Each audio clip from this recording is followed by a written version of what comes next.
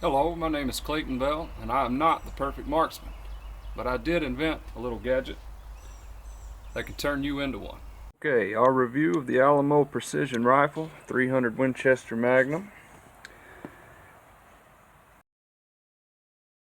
is finally here. It's got a 26-inch barrel, Sendero contour, Night Force scope, one-piece rail mounted on it. We're going to see if this gun shoots as good as it looks. Today we're at the Panola County Gun Club just outside of Carthage, Texas, and we're set up at their 1 and 200 yard range. We're going to be doing our review at the 100 yard mark for now. I wanted to let you know that we're going to go a little bit deeper. We're going to look at shooting the rifle on different temperatures. We're going to look at shooting the rifle clean versus dirty and how the point of impact moves. We're going to look at how easy is it to get the rifle to shoot with your given hand load. Is it something that we have to work a lot of different reloads and spend a lot of money finding a certain combination? Or is this a relatively easy gun to get to perform? After deciding that I was going to start this company with this product, I started shopping around for my first high quality long range rifle. After a lot of reviews looking online, I decided with the Nosler Model 48 long range. I'm doing this review because I don't want you to turn out like this poor dumb bastard. I want you to know the truth. A wise man once told me that if you want to know how your rifle did at the range, turn the page. And what he meant was, sometimes we get distracted by all the lines and dots, bullseyes on one side of the page. If it looks like you shot it with a 410, well, you know you didn't have such a good day. It was after a long, drawn-out process with Nosler that I finally got my money back on this rifle. So I have to say, they did okay. If you consider 4 months of going back and forth with them in order for them to live up to their guarantee, okay. I'll also tell you another secret. This rifle would, in fact, live up to that sub-MOA guarantee. I'll show you how. I could probably go down to your local hardware store, grab the first and cheapest rifle off the shelf, and guarantee that it would shoot sub-MOA if I use this method. First, shoot the target. Then, take another target and lay over, just perfectly. Shoot the target. Now the target in the back has 2 holes, the target in front has 1 hole. Same process, shoot the target. Now the target in the back has 3 holes. And so we're going to continue to do this. Only now we're going to pull the back target out with its 3-shot group.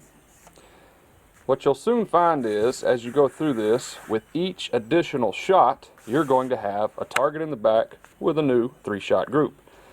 So by the time you shoot 20 rounds or a box of ammo, the odds of you having one target that will shoot a sub-MOA 3-shot group, they increase quite dramatically. And in fact, it was 3 subsequent shots that give you the sub-MOA group with a particular rifle and ammo combo.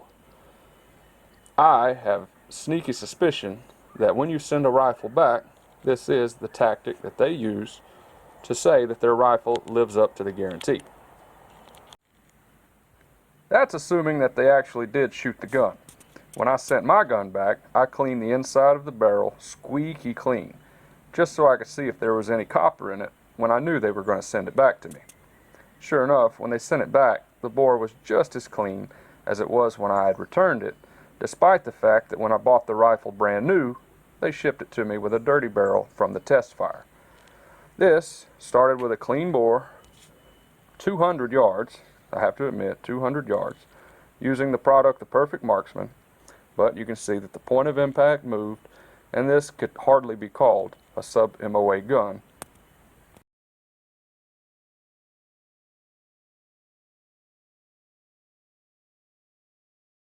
I want to go over the technique I used for this review. I like to take a popular rifle, or a particular caliber's, a popular load for that particular caliber. In other words, a popular powder, a popular bullet. Start with a clean bore after I've decided my max load. Go down from the max load in increments. Start with the lowest one and a perfectly clean bore, fire a bullet. fire bullet, so on and so forth. Okay, using this technique, I came to the range with 7 different loads. I started at 68 grains of R22 and a 200 grain Sierra Match King. Increased it by 1 grain at a time. I came to the range with 7 different loads. So, for instance, number 2, number 3, number 4, that was a buddy's rifle, number 5, number 6, and number 7. Now, I'm not trying to fall in love with a small group at this point. Right now, I'm looking at point of impact. So, I take all of the points of impact and I average them. And what you'll notice is you'll find a certain range where the average point of impact will be consistent. In this case, the 3-4-5 looks really good. The 3-4-5 all stays close together, so if I start with a 4 as my load, that way if I'm a half grain high or half grain low, somehow I make a mistake in my reloading process, this load's going to be durable. It'll also be more durable to temperature changes, and in my experience this is going to be the best load to then play with. So we're going with number 4. Turns out that's a pretty good group anyway. We're going to play with seating depth and exactly right. But as you can see, this Alamo rifle is putting up some really good groups, and we haven't been here very long at all. I'm liking the way this is looking. Now we return, and now we've used the same load that we decided on earlier, and we're playing with the seating depth. We tried a little bit off the lands, really close to the lands, just barely touching the lands, and just barely inside the lands for our seating depth. We're doing 5 shot groups. They're looking pretty good. That one, the first 4, were all right there, and we had 1 to the left. We have not begun neck sizing yet. This is brand new brass, and it is full length size. So we noticed that that one looks great, and we can still do some improvements. As we started to get inside the lands, it was a little bit different. So we like this seating depth. Turns out it matches just off the lands, which is what most people find to be the most accurate. I like that when a rifle performs as expected. Now we've moved out to 200 yards to see how the load holds up as we double the distance, and you see that we're actually half MOA right now. And then finally, once we go to neck sizing and neck turning, we know exactly what the thing can do. Now we've got 6 shots that have all fallen within a 1-inch square. So this gun is really performing very well. Along the way, we shot some other groups. Hunting load that I use in a different 300 Winchester, made by Thompson Center, the Thompson Center Venture. I've always found that this load does well in that gun, and so I tried it in the new Alamo Precision Rifle, and it likes it as well. I did find some loads that it didn't seem to like at all, but this was the exception, not the rule. I worked with hunting loads as well as target loads, with good results among both. There are plenty of rifle reviews that'll just show you a target and ooh and ah about how good the gun's shot. But I have spread it out over 25 degrees of temperature, clean bore all the way to dirty bore. I'm going to show you picture in picture of the bullet hitting the target, and you're going to get to see just how the Perfect Marksman works during this process. When that screws down, it lowers the whole upper. So when you put a ship, it goes down. Okay. Okay. So what happens when you angle the scope down? So that means when you're looking at the target, now your barrel is actually facing more up. Okay. So Shot number 2. We're going to switch over to the hunting load.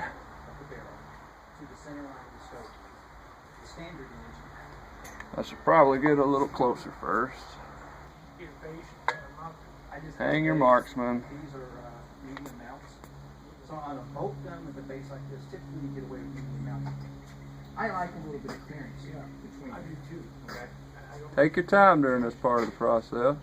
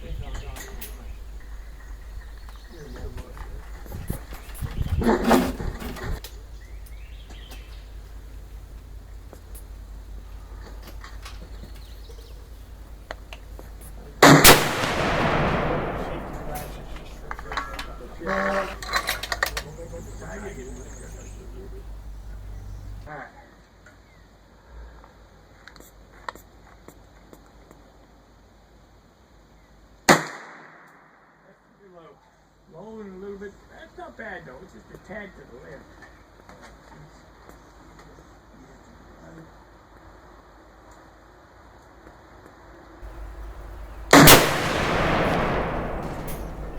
I like to do 5-shot groups. I think that gives me a better understanding of what this rifle is capable of. Shot number 7.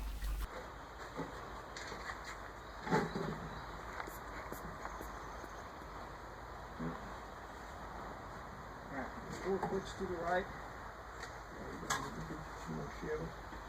Hand me the nozzlers you have right there. Right, the spring on this clip ain't nothing to sneeze at.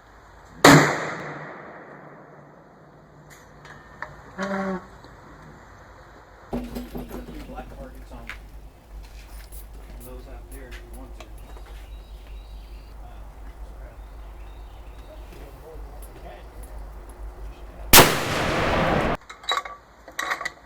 See, without the Perfect Marksman, this is when I would get nervous. When I have all that nice group going and I'm shooting my last shot, that's when it's kind of hard to stay still. And I never know if I'm actually testing my loads to their full potential or not. But here, using the Perfect Marksman, I know I'm not going to flinch during this last shot.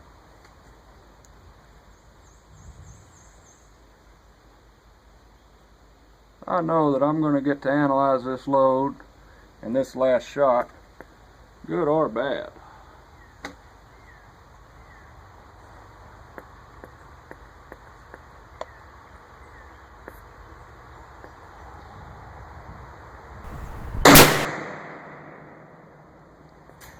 I believe that's good, my friends. I believe that's real good.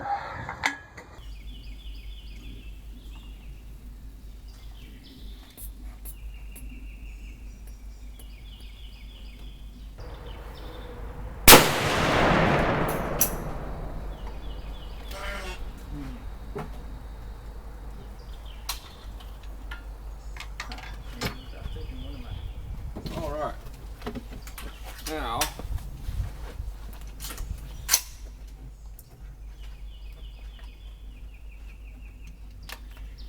I'm going to do a third camera angle just so you can see that there are no camera tricks. The bottom. There's a lot of videos out there that are doctored. It's in the bullet. I want you guys to know that. But I've told you where I'm at. I think I should come up. I'm providing video of where I'm at. Showing you the range. I've even got some strangers here to verify.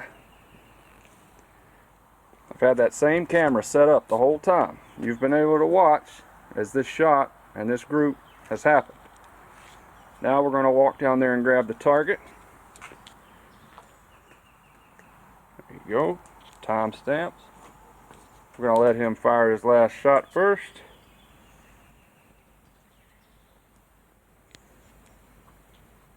You mind if I walk down there? Now let me open the action real fast. Hang on. You're gonna walk down there. Alright, you're good. Good deal. Alright, range is clear. We're about to go grab this target.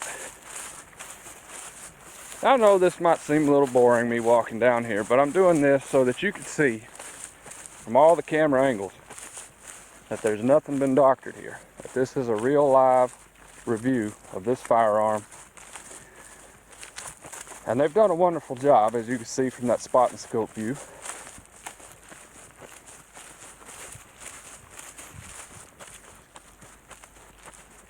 You got to see during the process that it wasn't necessarily the best day. We've had a little bit of a gusty wind.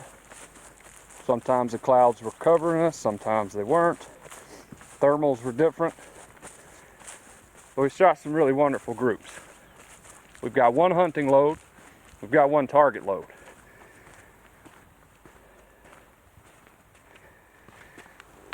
A little bit of reference, you can see that those are 1-inch squares. That's a 5-shot group. 70 grains R22, 200 grains Sierra Match King bullet. That's a 5-shot group. 190 grain AccuBond long range. It always helps to turn the page. If that's what your target looks like, you know your rifle performed well.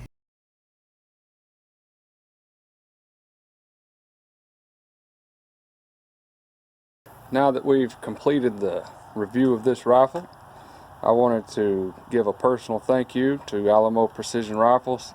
Their product has provided value to my company, and I hope that this video may provide value to theirs. Thank everybody for your time and watching.